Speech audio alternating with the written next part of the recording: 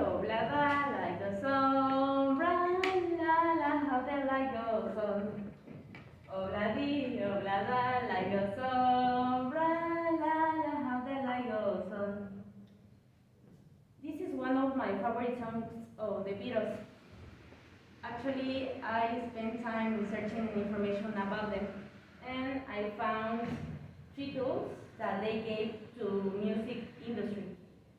The first one, artificial double tracking.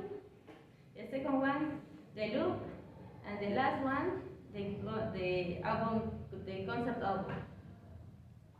Without these things, the music wouldn't be the same. Firstly, the band was the first to use artificial double tracking, or ADT. This is a process that consists in recording a sound twice to level it, then delaying just a little from the original one, and the outcome is the same singer singing the same part of a song at the same time. This effect already existed, but it was impressive because it was manual. However, Ken Townsend, a sound engineer of the Beatles, created this because John Lennon hated the task of recording the sounds twice. This is an example of ADT in the songs.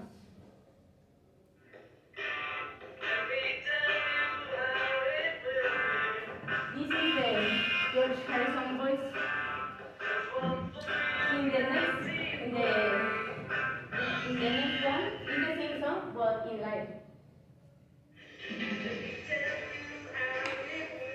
That sounds different. And obviously, today we have a lot of examples of this process. For example, one by Taylor Swift. This is an example of bass.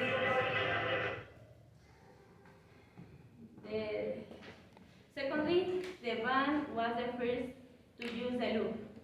This is the loop is a set of samples, and a sample is a part of is a short sound that is recorded.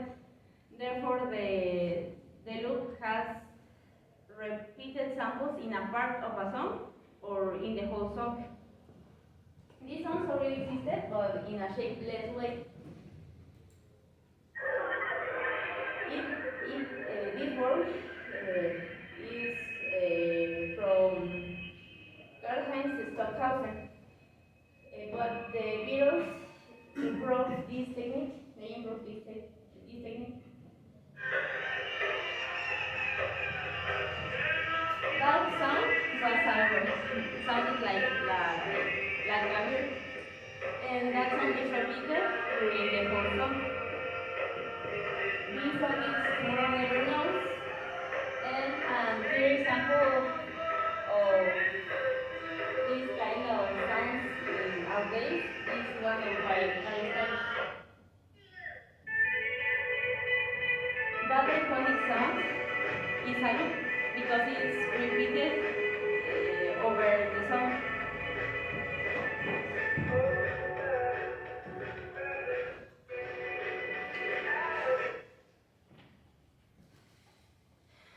The third one, the band was the first to have a concept album.